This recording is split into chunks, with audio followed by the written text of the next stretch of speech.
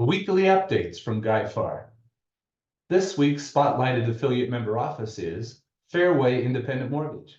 Thank you for being a member of our association. April is NAR's Fair Housing Month.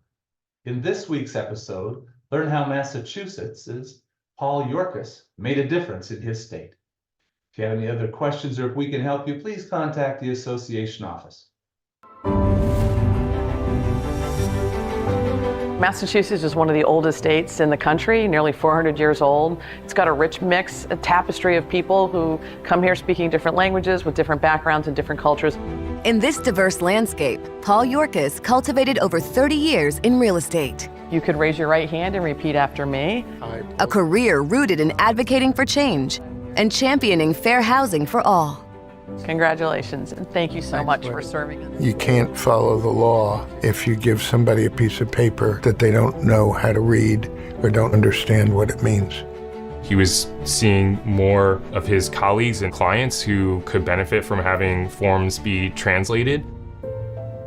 Paul set forth on a 4-year journey to get required real estate forms translated into multiple languages. Made an awful lot of phone calls, emails, knocked on doors, spoke with a lot of people, and really didn't get a lot of attention to the issue until finally it got a little bit of traction.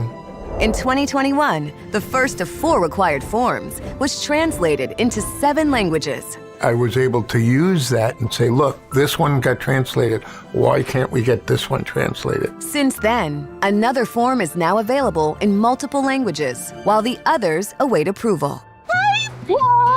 So happy to see you. Paul's friend and colleague, Cynthia Nina Soto, a real estate professional based in Salem, Massachusetts, understands the profound connection between language and access to fair housing. I work primarily with first-time homebuyers, and the majority of them are Spanish-speaking.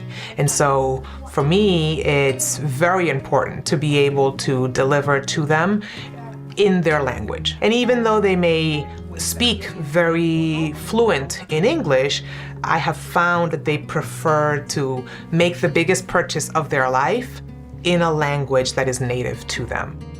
The decision to buy a home was very scary.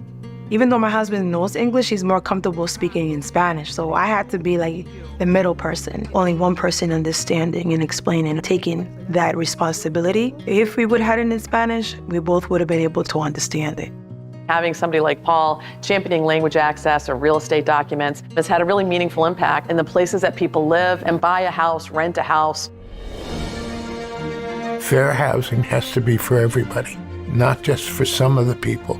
How are we creating fair housing? If we can't bridge the gap on language, which is how we all communicate. I am an agent of change. When it comes to housing and knowing the impact of what the lack of housing can be, simply unacceptable.